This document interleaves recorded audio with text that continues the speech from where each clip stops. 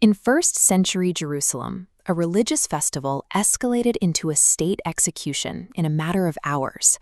Following a midnight arrest and a trial before the Sanhedrin, Jesus of Nazareth was handed over to the Roman governor and sentenced to crucifixion on charges of sedition. Rome designed execution to be a grueling public spectacle.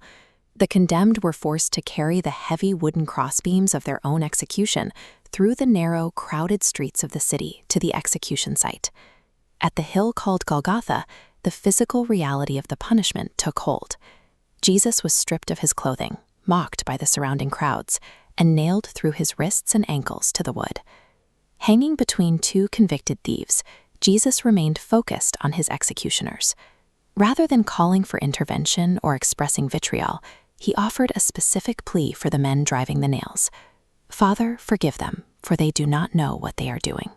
To the Roman mards, this was the routine end of a failed rebellion. But for those watching his refusal to resist, his behavior signaled something else, a choice to endure the humiliation rather than evade it, turning a public execution into a voluntary act. At noon, an unexpected darkness fell over the land for 3 hours. At 3 in the afternoon, Jesus cried out and died. Miles away in the Jewish temple, the massive, heavy curtain that shielded the Holy of Holies was suddenly torn in two from top to bottom. It was a physical sign of a theological claim. The barrier between humanity and God had been destroyed. The logistical aftermath was swift. The body was taken down and placed inside a borrowed tomb. A massive stone was rolled across the entrance, and the Roman authorities posted armed guards to secure the site. For the disciples scattered across the city, the Roman state had achieved total victory. The man they believed was the Messiah was dead, and they were left in a complete vacuum of hope. Early Sunday morning, Mary Magdalene and a small group of women walked to the burial site, carrying spices they had prepared to anoint the body. They arrived to find the security detail gone. The heavy stones sealing the tomb had been rolled away. Stepping inside, they found the grave empty.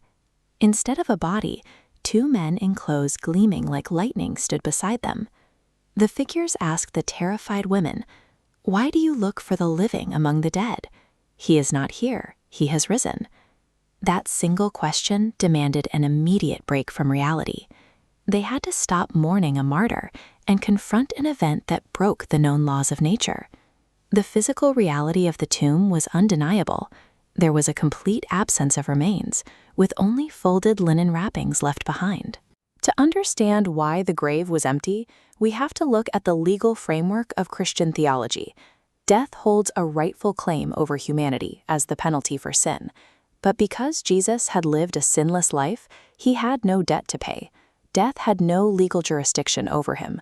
This created a tension that the grave couldn't resolve. Death could only hold those it had a rightful claim over, and Jesus wasn't on that list. The empty tomb is the physical proof of a completed transaction. It demonstrates that the permanence of death has been defeated. When Jesus appeared to his followers, he was present in a way they could physically verify. He invited them to touch his flesh, feel the warmth of his skin, and watch as he ate a meal, providing evidence of a body that was once dead but now lived.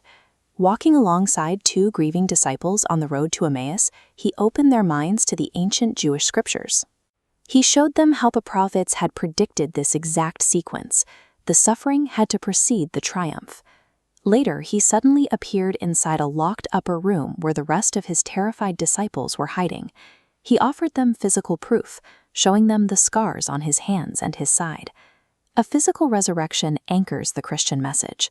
It demonstrates that God does not intend to discard the material world, but to redeem and restore human bodies entirely.